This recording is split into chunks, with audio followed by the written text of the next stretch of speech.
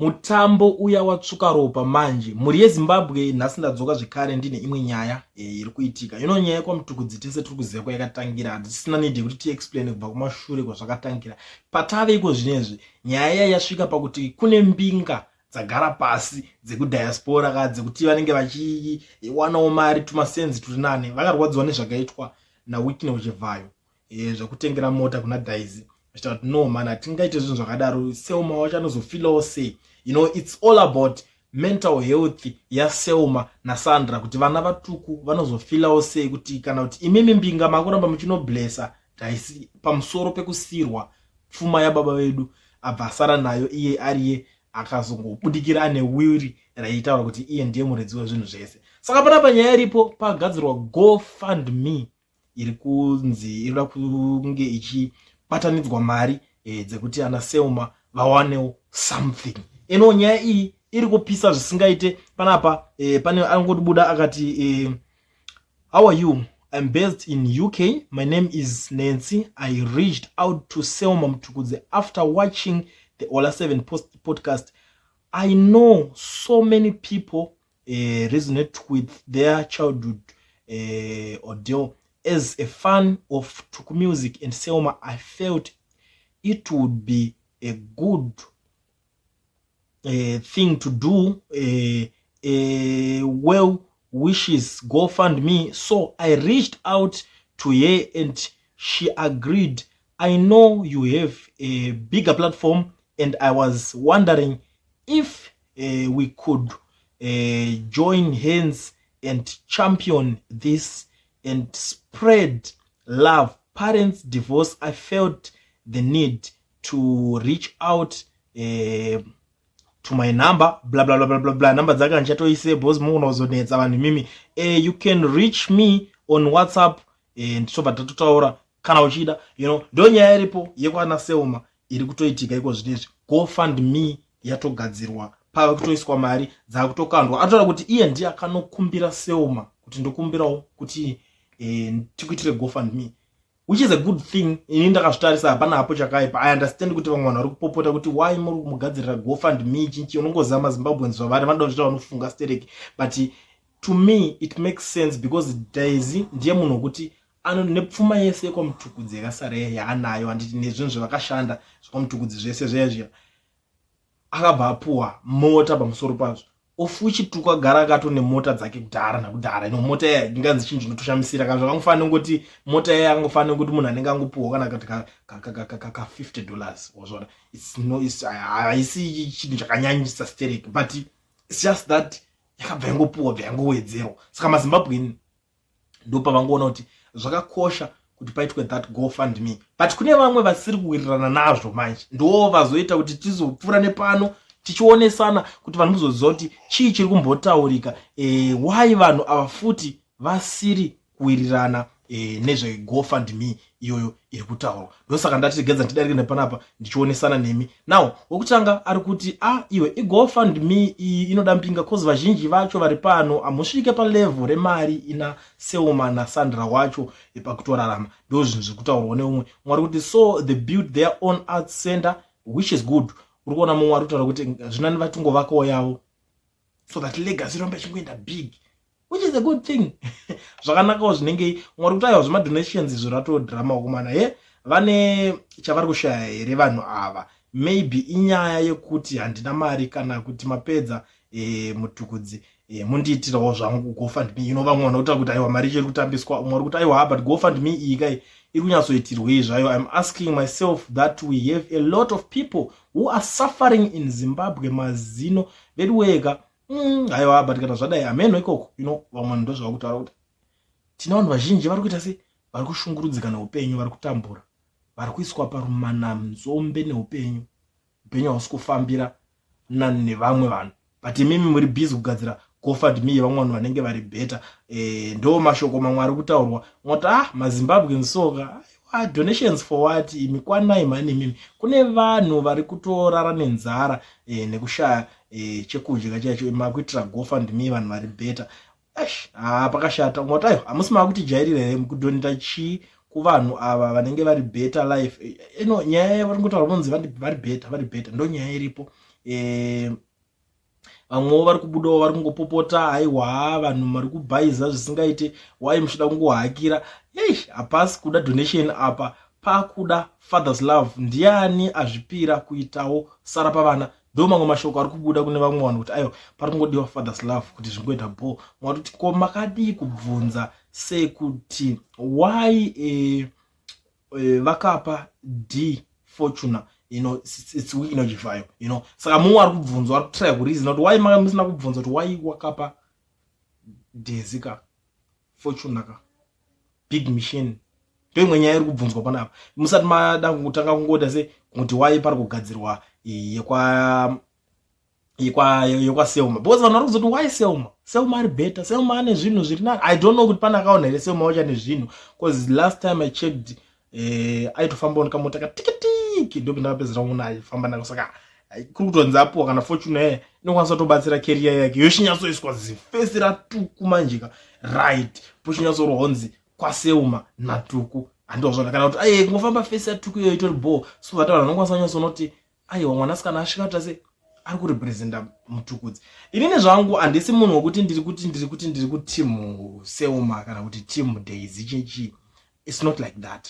Inini ndinongofarira hangu Selma not because of zvese zvakataurika kana kuti chii but because kwamutukudzi ndiye munhu ndakatoona anoimba mama Daisy music vanoimba zvavo but inonakira kure so kunge mazuva yavanodilutirana Selma inonakira kure music yacho saka I don't know vari kumbozama even that girl mwana wavo mwoya handinyatsomufila mushe kana achiimba ameno zvizvi zvanenge achiimba kuko I don't know saka it's something chekungoti Selma manje pavana vatuku ndio ndakangoona kuti apa pachipo chitoripo kubva tuku wacho chitori mbenyu Selma itongorova zvokutoti wanda kuti unoona kuti aiwa apa tuku yakatozvinyatsoona kuti apa ndo pandanyatsoningina bosi mwari vane maitiro avo iye mupfungwa dzake tuku aitoti pamwe since zvandaizoitawo umwe mwana chinchino takazongorasikirwa kana Selma ndiye angarirwe kuti taitotazva pamwe apa zvechokwadi tuku achaita se ndiye achasara achiita se achimirira tuku but zvinhu zvakazongoendawo hazvo nepamwe but Selma akabva angoramba aripo saka pamavoices apa aiwa munongoona omega kuti aiwa Selma zvatoo zvinhu ndiri kuonawo mumwe ari kuti this is not necessary guys. Go fund iyoyo dai matotenga mishonga muzvipatara kunyika yedu amana. Mamboziva here kuti vanhu ava vanowana mari through this music chichichichi akomana zvekutaurika nevanhu zviri right sekutaurika nambozviita zvinhu zvese zvekutaura nevanhu apa zviri kumeka sense but this GoFundMe vanhu vari kutaura it's like kuti iye awaniwo pake kapakare pake iye paSelma pakare paye pekuti akwanise kunge ndo vachitangarirawo baba wavo vari ipapo bozi vanhu vakanyatsorwadzwa manani nyaya yekunzi imi monzi paitwa dhingirikini nyaya wotosvika wotozongonzi wamboshakwa paposta wozodedzwa wobva ngonzi sorry tatiri busy. Zvinhu zvinongoti rwadzeso zvinorwadza honestly speaking because vanhu vakarwadziwa nethat situation ndo nyaya chete yandiri kuona iri kuitirwa zvinhu izvi plus zvinhu zvakonzeresa zvinhu izvi nyaya yekuti pressure yemasocialidzika nevamwe vanhu kuti ndingaitirwa zvakati saka uyu ngatimuitirawo zvakati even kana mbinga chadzo muZimbabwe ndopinda katoona kuti dzatoshoma ina vanhu vakaita sana Java amana na Java matiregera amene kuti na Java makaenda kupi ndo panguva yekuti maifanira kubva matongobudika moti watenga Fortune ndakutopinzwa kana zibenzi rikwafanta ndireno nati Selma bata wakadaiso kana kutenga Fortune yakangodaro futi kwakupa kuna Selma zvingoita wakakubalanza chete but mbinga dzacho but it's pressure but avangodecide kuti vanhu vakawanda vanenge vane because inyaya inonyanya kubata ma emotions evanhu ndosaka kuona kuti pakangonzi ayo isusuka nyaya isinzi ichibata ma emotions evanhu ngatite GoFundMe so that munhu wese anenge arwa ma emotions anenge achingokanda uchiGoFundMe baba ende hamari vanhu vanenge vatori nadzo mwari kuti kuZimbabwe kuri kutamburwa guys kudarika these girls zvekutoti pa social media dai batombozvisiya zvadhaisi ngaatoita zvaakapiwa izvozvo pakaipa vanhu vakawanda vari against this thing. People, you are misinterpreting the GoFundMe. It's not only given to the poor or needy. This is just a treat to cheer them up. Exactly. Ndo nyaya iripo GoFundMe aisungunzi iringopiwa vanhu vanotambura ngati ngatingopei nherera chete neshirikadzi. It's not like that. Ashande zvidaro guys, ashande zvidaro, but I don't know kuti why vanhu vasiri kutaka kuzvinzwisisawo ipapo. Vari kurwadziwa. Mwari kuti star part will sound good than GoFundMe, because the purpose of GoFund does not match the criteria. We have a lot of voiceless GoFundMe candidates around us, but they are not recognized. Pakaipa hamadzadiwa. I don't think Selma Sandra needs a GoFundMe. Vari kuda kushandirawo pasenda yababa vavo zvisina masanctions uye kubatana zvakanaka semhuri. Only thing needed, if pane malawyers nyaya ngaiongororwe zvekare on the will reading, the lawyers and magistrate judge to offer services for free. That's honor I see enani. Nyaya yacho inonetsa i1 manje. Munema kutodzokera kumashure futi because unobva ungonzi zvamutaura tikuzvinzwa ingati tiri kuvadeedza vanhu. Ukona nyaya yacho iri kuitika. Inonzi aiwa patinoita maeniki tinovadeedza sitamboramba resu. But lawyer akada kuti zvizonodzoka munema kutanga kutopindira nyaya dzemafamily issues. At the end of the day vasikana vacho futa rozobuda vachiti isusu zvinhu zvababa vedu hatisi kutomboda kana zvinhu tiri kungoti ngatishandei tisesechi semhuri. Ndo pari kuzodzoka ponetsa futi nyaya yacho. Chero makada kuiti muda kuipinda muibate nerimwe side ka iri kuzongodzoka chinobutiswa nerimwe side. Wese vanhu vacho ana mama D vacho vakangwarisa Daisy vakangwarisa. Unoona muchembero yakangwarisa zvisingaiti. Hazisi tombori munhu wekutoti iye unapa chitotaurwa zvinhu haasi kutomboratidza kuti ari kutomboti ungatonongedzera kuti ane grudge naSeuma kana kuti chii. Hapana kana any pressure. Anokuti kuti aiwa mwana kana ndinongomubatawo semwana. Havasi vana vadika. Ende ukazozvitarisa in the common sense unobva uona kuti but aritaura chokwadi wazviona. Plus connection nevanhu vanolinga navo. Imimi mese munoona kubuda muti iye anozongoti imi mamudoiti tese handi kuti kwacho. And you still remember kana musiri kukangana pane mumwe that guy where akabuda akatoti mwana wanhingirikini wamudhara. But ameno mafambisirwa zvakangoitwa so up to now zita rakati tinoda kutaura because vanhu vane hasha manje anozotora akati ngochindididi. Umwe ari kubudawo panapa ari kucomplain on the same issue. Ari kuti there are kids vari kutambura kuZimbabwe right now. Kana une moyo wekubatsira wadii kubatsira ivavo, go fund for munhu ane mhuri yake also ane mari dzake. She's not the only one who suffered and who is suffering kusakwana kuno kunesa. It's not like that guys. You know nyaya imwe inoitika ndeye kudai so maZimbabweans panyaya yekuda kupa maadvice munopa maadvice zvisingaiti.